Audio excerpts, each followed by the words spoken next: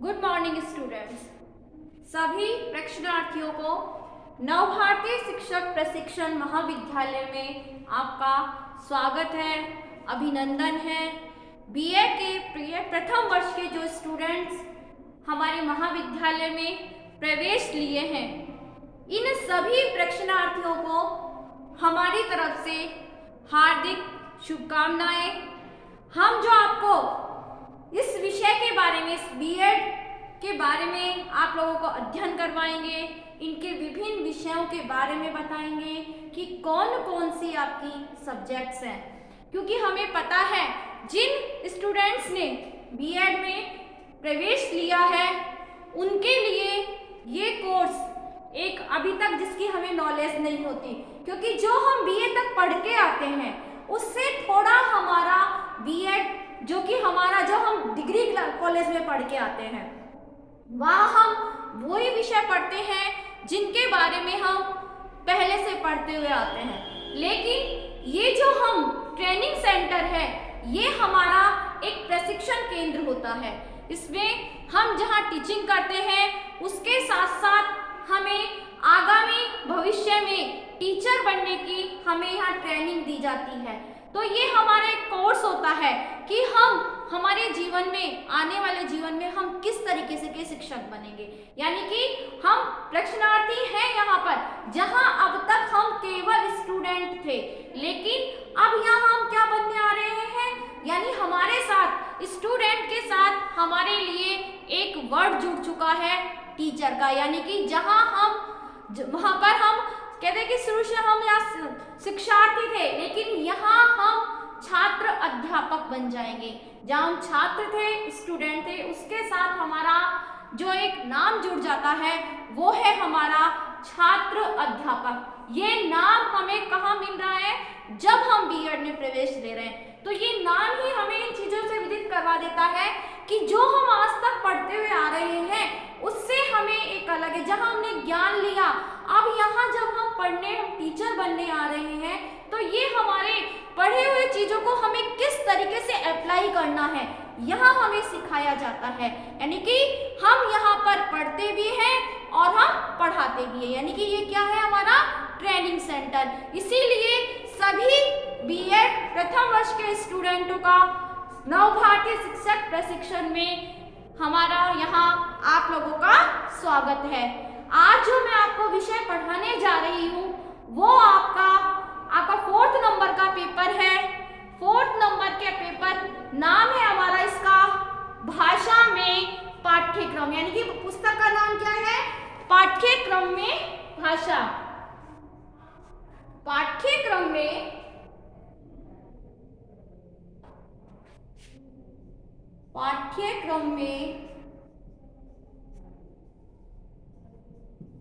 भाषा, ये हमारा 4th नंबर का पेपर है। 4th नंबर का ये पेपर है, ये कंपल्सरी पेपर है हमारा। और कंपल्सरी पेपर के साथ साथ ये हमारी 3 यूनिट का पेपर है। इसमें यूनिट्स कितनी है, 3 यूनिट्स है इसमें। और ये हमारे पूर्ण, यानी कि जो हमारे कितने मार्क्स का होता है, ये 50 मार्क्स का 4th नंबर का पेपर है। पाठ्यक्रम में हम इसे पार भाषा के नाम से भी है, ये पाठ्यक्रम में भाषा के नाम से भी है ये। और हम इसे, जो हम इंग्लिश में कहेंगे इसे, वो है हमारा language across the curriculum. Language across the curriculum, ये हमारा इस चैप्टर का नाम है। इसे हम पाठ्यक्रम में भाषा या पाठ्यक्रम में पार भाषा के नाम से भी जानते हैं। 4th नंबर का पेपर है, 3 यूनिट्स है इसमें, और 50 नंबर का, 50 नंबर का ये पेपर है। कंपल्सरी ये पेपर है। अब जब हम पाठ्यक्रम में भाषा के बारे में अध्ययन कर रहे हैं, तो सबसे पहले जो हमारी यूनिट फर्स्ट है उसमें हम जानेंगे कि पाठ्यक्रम में आखिरकार भाषा क्या होती है, अर्थात भाषा का क्या अर्थ होता है। तो आज का जो हमारा टॉपिक है वो है हमारा भाषा, मतलब कि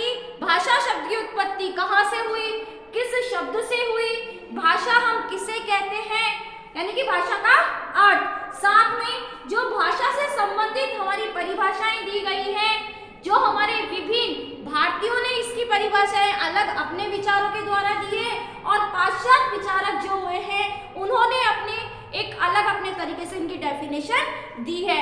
इन सभी चीजों के बारे में आज हम अध्ययन करेंगे। तो आज का हमारा टॉपिक है स्टूडेंट्स भाषा, जिसे हम शुरू से पढ़ते आ रहे हैं। हमने देखा है, हम ग्रामर में भी पढ़ते हैं, हिंदी ग्रामर में भी हमने देखी है कि भाषा का अर्थ क्या होता है। भाषा अगर हम अपने शब्दों में कहें तो भाषा क्या है, हमारा ध्वनि, यानी कि भाषा क्या है, हमारा ध्वनि संकेतों की एक व्यवस्था, ध्वनि संकेतों की एक व्यवस्था। ये हमारी संकेत क्या होते हैं हमारे, यानी कि जिसे हम अपने भाव कहते हैं ना, कि भाषा होता क्या है, अपने श्रम के अनुभवों,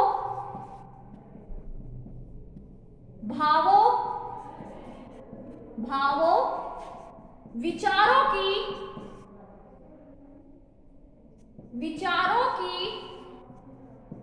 अभिव्यक्ति, विचारों की अभिव्यक्ति क्या कहलाती है, जहां हम अपने विचारों को जो अभिव्यक्त करते हैं, विचारों की अभिव्यक्ति किसके माध्यम से करते हैं, ध्वनि के माध्यम से, ध्वनि के माध्यम से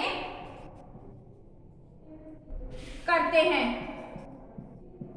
ये क्या कहलाएगा, हमारा भाषा, भाषा कहलाता है ये, यानी कि हमारे विचारों का आदान प्रदान जो हम संप्रेषण करते हैं। यानी कि संप्रेषण, क्या हम संप्रेषण कर सकते हैं बिना भाषा के? नहीं कर सकते। जब तक हमें अपने विचारों को बोलना, प्रकट करना, हम किसके माध्यम से करते हैं, वो भाषा के माध्यम से। यानी कि भाषा एक ऐसा साधन होता है जिससे मनुष्य, कहते हैं कि जो हमारा मनुष्य है उनका एक नैसर्गिक स्वभाव है, यानी कि खुद का प्राणी का एक स्वभाव होता है कि वो अपने विचारों को बिना अभिव्यक्त किए नहीं रह सकता, प्राणी नहीं रह सकता, चाहे वो प्राणी कौन हो, जीव जंतु हो या मनुष्य हो, दोनों ही जब तक एक नैसर्गिक स्वभाव है उनका, एक स्वाभाविक होता है कि जब तक वो अपने विचारों को प्रकट नहीं करते हैं वो नहीं रह सकते, यानी कि बिना हम अपने भावों को प्रकट करे हुए नहीं रह सकते। अब भाषा का हम देखते हैं कि सबका अलग अलग रूप होता है, यानी कि पक्षी, जीव जंतु वो अपने शब्दों में, चाहे वो अपनी ध्वनि, यानी मैंने भाषा का रूप कौन सा दिया, ध्वनि। हम मनुष्य शब्दों के माध्यम से, यानी कि मनुष्य शब्दों के माध्यम से अपनी भाषा का प्रयोग करता है, लेकिन जो जीव जंतु हैं वो किसके माध्यम से करते हैं, संकेतों के माध्यम से। यानी कि भाषा कैसी हो सकती है, भाषा शाब्दिक व अशाब्दिक दोनों प्रकार की हो गई। यानी कि शाब्दिक तो कौन करेगा इसमें, मनुष्य जो अपने विचारों की अभिव्यक्ति करता है, और अशाब्दिक क्या हो गया, जहां जीव जंतु करते हैं। लेकिन करते सभी हैं यहाँ पर, चाहे जीव जंतु किसके माध्यम से करते हैं, ध्वनि यानी कि संकेत के माध्यम से, संकेत के माध्यम से, कि हर प्राणी अपने भावों को अपने माध्यम से प्रकट करते हैं। और इसका जो है मेन वो क्या होता है, कहते हैं भाषा होती है ध्वनि, ध्वनि की एक व्यवस्था ही हमारी क्या कहलाती है, भाषा कहलाती है। अब भाषा के लिए कहा जाता है कि भाषा शब्द की जो उत्पत्ति हुई है, भाषा शब्द की उत्पत्ति संस्कृत भाषा की, कहां से हुई है, भाषा शब्द की संस्कृत भाषा के, यानी कि कहां किसकी उत्पत्ति है, संस्कृत भाषा की, भाष धातु से, संस्कृत भाषा की भाष धातु से मिलकर बना है। संस्कृत भाषा में ये भाष धातु है जिसको मिलाकर भाषा का नाम दिया गया है जिसका अर्थ होता है कहना या बोलना।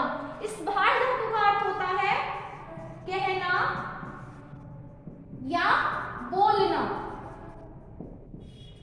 ये और इसी से ही कहते किससे हैं हम? मुख से। और मुख से क्या निकलती है? हमारी ध्वनि। मुख से क्या निकलती है? हमारी ध्वनि। यानी कि जहां हम हमारे मुख से जो ध्वनि निकलती है उसे एक व्यवस्थित रूप देकर हम उस भाषा का प्रयोग करते हैं, वही हमारी भाषा बन जाती है। इसीलिए ध्वनि के यानी कि ध्वनि के संकेतों की एक व्यवस्था ही भाषा कहलाती है। भाषा का सहारा हम अपनी बातों को दूसरों तक पहुंचाने के काम में लेते हैं। यानी हमारे विचार हम सुनते, यानी दूसरे के विचारों को हम सुनते भी हैं और हमारे विचारों को दूसरों तक हम पहुंचाते भी हैं। किसके माध्यम से? भाषा के माध्यम से। हम देखते हैं कि संसार के सभी प्राणी, जो मैंने पहले बताया था, किसी ना किसी भाषा के द्वारा, किसी ना किसी ध्वनि संकेतों के माध्यम से अपने विचारों को वो दूसरों तक पहुंचाते हैं। हम जंतुओं को लेते हैं, जैसे प्राणी जीव जंतु होते हैं, हम देखते हैं जानवरों को देखते हैं, हम देखते हैं सबके अगर कुत्ता भी अगर भौंकता है तो उसके लिए क्या, यानी कि वो खुद अपने शब्दों में कुछ कहना चाहता है। हमने देखा है अशाब्दिक में कि कुत्ते अपनी पूंछ हिलाकर हमसे कुछ कहना चाहते हैं, यानी कि सबकी एक अलग भाषा होती है। वो संकेतों के माध्यम से हमें कहना चाहते हैं, उन संकेतों को वो अपनी ध्वनि में लाते हैं। तो यही बताया कि जो हमारी भाषा होती है वो अपने अपने शब्दों में अलग अलग होती है। और हम यहाँ संसार में देखें तो संसार में क्या होता है, जो हमारे संसार में कहते हैं कि भाषा, हजारों तरीके की भाषा, उपभाषाएं, बोलियां बोली जाती हैं। हम उपभाषाओं के लिए कह दें कि कहीं ब्रज भाषा बोली जाती है, कहीं राजस्थानी बोली जाती है, कहीं मारवाड़ी बोली जाती है, कहीं ढूंढाड़ी भाषा बोली जाती है। यानी कि अलग अलग क्षेत्र की अलग अलग बोली होती है, उपभाषा होती है खुद की। हम ये कहते हैं कि जिस तरीके से पग पग पर पानी बदलता है, पानी का टेस्ट बदलता है, उसी तरीके से हमारी बोलियां, हमारी उपभाषाएं हर क्षेत्र में अलग अलग बोली जाती हैं। तो कहते हैं भाषा एक ऐसी चीज है जो पूरे संसार में हजारों तरीके की बोली जाती है। हर प्राणी हर क्षेत्र में एक अलग तरीके की भाषाओं का प्रयोग में लेते हैं। सबकी अपनी अपनी भाषाएं होती हैं, उन्हीं के द्वारा, उन्हीं के आधार पर हम क्या करते हैं, कई बार उनके वर्ग और उनके कुल को स्थापित कर देते हैं कि इस वर्ग के लोग इस तरीके की भाषा बोलते हैं, उपभाषाएं बोली जाती हैं। तो यानी कि हम उनके वर्ग को भी कई बार अलग कर देते हैं, अलग स्थापित कर देते हैं। तो इसलिए कहते हैं कि जो हमारी भाषा होती है वो इसलिए होती है कि हम अपने विचारों को अपने ध्वनि, अपने संकेतों के माध्यम से हम उसे व्यक्त कर सके, दूसरे हमारे विचारों को अच्छे से वो समझ सके और हम भी उनके विचारों को समझ सके। कई बार हम देखते हैं कि हम किस तरीके से जो जानवरों को, हम पालतू जानवरों को हम अपने घर में पालते हैं, क्यों हम उनकी भाषाओं को उनसे समझने, हम एक दूसरे से समझने लगते हैं, क्योंकि वो एक ध्वनि से, उनकी ध्वनि संकेत जो जानवरों के माध्यम से मुख से निकलती है, वो एक व्यवस्था बन जाती है। व्यवस्था का मतलब वो जब जिन ध्वनियों का प्रयोग करते हैं तो वो जो घर में रहने वाले इस परिवार के सदस्य उनके उन ध्वनि संकेतों को समझने लग जाते हैं। ये नहीं कि बोली वो बोलकर बोलने लग जाते हैं, बोलकर नहीं बोलते, वो उनके ध्वनि के संकेतों को समझने लग जाते हैं। तो इसी के लिए कहते हैं कि ये भाषा हमारी एक ध्वनि संकेत होती है। इसके माध्यम से ही हम अपने विचारों को अच्छे से समझ पाते हैं।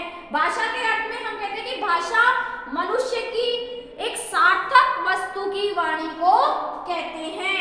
भाषा के अर्थ में हम देखें, अर्थ में कि भाषा यानी क्या होती है, ये जो मनुष्य होता है, मनुष्य की भाषा, मनुष्य की